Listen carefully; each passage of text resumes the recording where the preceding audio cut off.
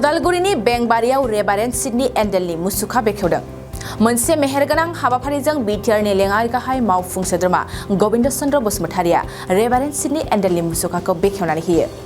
British खुंथायनि समाव Sydney एन्डेलआ बर'फोरनो बिहोमा होलांनायखौ गोसोखांनायनि असिलाजों बेंबारियाव गायसनजानाय एस्टिफाल चार्चआव दिनै रेभारेन्ड सिडनी एन्डेलनि मुसुखाखौ दिदोमै फसंना बेखेवो।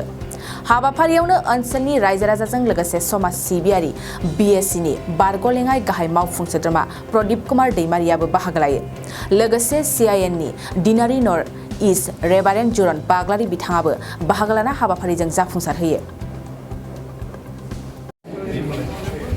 गोजोननाय मोनदों जे बर'नि गेजेराव गिबि ग्रामार लिरगिरि बर'नि थुनलाइ सोरजिगिरि बर' थुनलाइनि बिफा लोगोसे बर'फोरनि गेजेराव थुसि बाथ्रा फोसावजेननानै बर'फोरखौ बिश्वजों सिनाखि खालामजेनग्रा सुबुं रेभारेन्ड सिडनी एन्डेलखौ बर'नि राव सोलोंनाय बर'फोरनि गेजेराव प्रसार खालामदोंमोन। सिजनखौ बर'फ्रा बर' बोराय होननानै सनमान होयोमोन। बिथांखौ जुगुमिया खालामनो थाखाय बिथांनि प्रतिमुर्ति बानायग्रा बे हाबाफारि गावनि गावनो जड़ित जानो मोननाय जोबोद गोजोननाय मोनो। आजौबाय 1860 मायथाइयाव जिहेतु सेन्ट पल इंलिश मिडियाम गायसनबाय गिर्जा गायसनबाय खिन्थु नैबे जायगाया दिनैसिम टुरिजम बिथिङाव एसे माने नासयना दङ। जोंनि सुबुंफ्राथ' बारा एक्सप'जार लुगैया प्रसारखौ आरो बे बाथ्राखौ बारा गुरुत्व होनो सानाखै जोंनि सिगांनि जोलैफ्रा बेनिखायनो एसे गोग्लैसोनानै थाबाय। खिन्थु जों दा बेखौ एसे डेभेलप खालामनानै मोनसे टुरिजम सेन्टार लोगोसे रेभारेन्ड सिडनी एन्डेलनि मोनसे मिउजियाम हिसाबै आरो बे जायगाखौ हेरिटेज सेन्टार हिसाबै रेभारेन्ड सिडनी एन्डेलनि हेरिटेज सेन्टार हिसाबै जों दाखांनायनि प्रयोजन दङ। आरो बिदि खालामनो हायोबा टुरिजमबाबो डेभेलप जागोन आरो बेनिखायनो बे गासै बिथिंखौ नोजोर होनानै जों खामानि मावनांगौ आरो बेनिखायनो बेखौ खावलायदों नर्दार्न डिएनआरि सेनेट चार्चनि जायफोर दैदेनगिरि बिथांमोना जाहाथे बेयाव एसे आग लायो। जोंबो जेसेबां हायो क'अपारेट खालामगोन जिहेतु बिथाङा सेनेट चार्चनि थाखाय खामानियाव दुलाराय बर' जातिखौनो इसोरजों सिनाखि खालामजेनदोंमोन। बिथांखौ जों अरायसमबो सनमान होनांगौ सिबिनांगोन। बिथांखौ जों जोंनि गेजेराव जुगुमिया खालामना लाखिनांगौ आरो बेनिखायनो बे ओनसोलखौ जों मोनसे टुरिजम सेन्टार बानायजों लोगोसे बिथांनि हेरिटेज सेन्टार हिस्ट'रिकेल प्लेस हिसाबै जों गायसननांगोन आरो बेखिनिखौ जों खामानि मावो। जों जोबोद साबायखर होनांगोन दिनैनि दिनाव जोङो जे रेभारेन्ड सिडनी एन्डेल बर' राव थुनलाइ आरो हारिमु बे गासै बिथिङावनो थैना थानायखौ फोथांफिननाय जाय मानसि बेखौ जुगामि खालामनो थाखाय जों दिनै मोनसे खाम्फाबो गायसननो मोनबाय आरो मुसुखा बिनि महरखौ दाननानै जोङो होनो मोनबाय बेखेवनो मोनबाय। दिनै बेवहाय जोङो साबायखर होदों आरो आसा खालामदों बिनि गेजेरजों जायफोरनोखि फरायथौआरिफोर गुबुन गुबुन जायगानिफ्राय बिजिरसंनाय मानसिफोर बिथांमोना फैनानै नुफैगोन जे रेभारेन्ड सिडनी एन्डेलआ सोरमोन, माब्ला जोनोम जानायमोन आरो माब्ला थैखो, बबेयाव फैजेननानै बियो दि कासारिखौ लिरनायमोन बा बेबादिनो बे एन आउटलाइन अफ कासारि ग्रामार होननाय बिजाबखौ माब्ला लिरनायमोन बेफोर बाथ्राफोरा बेयाव रोखा रोखायै नुजानाय हिसाबै बेखौ मोनलांनो हागोन। आरो बेनि गेजेरजों बिनि जि बिहोमा बर' हारिनि थाखाय थैना थानाय जोंनि राव जोंनि हारिमु आरो थुनलाइयावथ' जेबो गैखायामोन, बे गिबियै थुनलाइखौ सोरजिफैबाय बे हिसाबै बेखौ मिथिनो हागोन आरो बेखौ लानानैनो बेखौ बिथा खालामनानैनो गोबां बाथ्राखौ बर' थुनलाइनि सायाव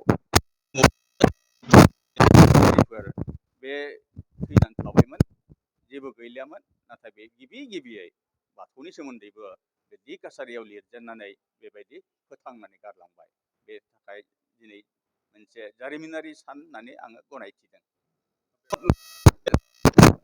गिबियै बियो फैदोंमोन सासे एभेन्जेलिस्ट महरै धोरोम फोसावगिरि महरै फैदोंमोन आरो बेनिफ्राय बियो कासारि मिसननि इनचार्ज जाफैदों उनाव बे 1864आवनो बेयो फैनानै तेजपुराव जि हेडक्वार्टार दि काछारी मिसननि बेयाव फैनानै बे समाव जोङो आनडिभाइडेड दरं आथिखालाव जोङो मोननो हायो Sonitpur Biswanath Chariali Biswanath district Udalguri district Darrang district बे मोनब्रैजों मोनसेल'मोन बे समाव बे हेडक्वार्टाराव फैनानै बियो जोंनि बे हाग्रा बंग्रा बे समाव जेबो गैया बर'ल' दं बे ओनसोलाव फैनानै बियो गरायजों फैयो माब्लाबा स्टिमारजों फैयो बियो माब्लाबा हानायसिमखौ बेंबारियाव थानानै बियो बेखौ आसलते गभर्नमेन्ट अफ आसामनिफ्राय आर्किअलजिकेल डिपार्टमेन्ट अफ आसाम बेयाव बिथांमोना बे टुरिस्टनि जिनोखि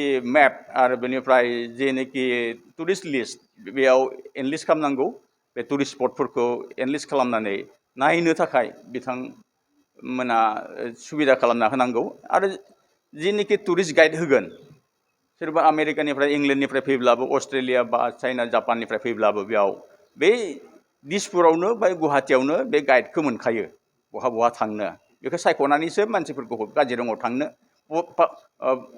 पबितरा अरण्यआव थांनो बायदिसिनाखौ बुंनाया बेयावसो खालामो बे हिसाबै बे लिस्टखौ आसाम सरकारा होनांगौ बे रेभारेन्ड सिडनी एन्डेलआ जेरावनोखि बुहुमनि मादाव गिबिसिन बर' गिर्जा गायसननाय बेखौ बे टुरिस्ट लिस्टआव होनांगौ होमब्लानिया गुबुन गुबुन जायगानिफ्राय इन्डियानिल' नङा गुबुन हादरनिफ्रायबो फैनानै नायफैनो हागोन आरो बे मोनसे जारिमिनारि थावनि जागोन आरो जोंनि बर'नि थाखायल' नङा बे सारा इन्डियानि थाखायनो बे मोनसे गोग्गानाय बाथ्रा जागोन।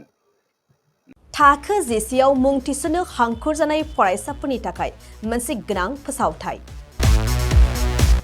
रौता नर्थ इस्ट पाब्लिक फरायसालिया नोंथांमोननो मोनसे गोजोनथाव खौरां लाबोदों। CBSE जों गनायथि मोननाय रौतानि मुंदांखा नर्थ इस्ट पाब्लिक स्कुलाव दायो थाखो जिसेनि मुं थिसननाया सोलिगासिनो। साइन्स आरो आर्ट्स मोन्नैबो स्ट्रिमनि थाखाय रौतानि नर्थ इस्ट पाब्लिक स्कुलाव मुं थिसननाया सोलिगासिनो। बे फरायसालियाव थाखोनि फराफारि आयदा फोरोंथायजों लोगोसेयैनो JEE NEET CUET engineering medical entrance आनजादनि थाखाय उफ्रा फोरोंथायबो होनाय जायो। बे फरायसालियाव बिजाब बाख्रि फरायसाफोरनि थाखाय हस्टेल आरो गेलेनाय मोसानाय बायदि बायदि केरिकुलार एक्टिभिटिसनि सुबिदा दं। गोसो गुदुं फरायसाफोरा दिनैनो दानो नैबे मबाइल नम्बर 8638605769 नङाब्ला 9435184298 आव थोंजों सोलाद लानो हागोन।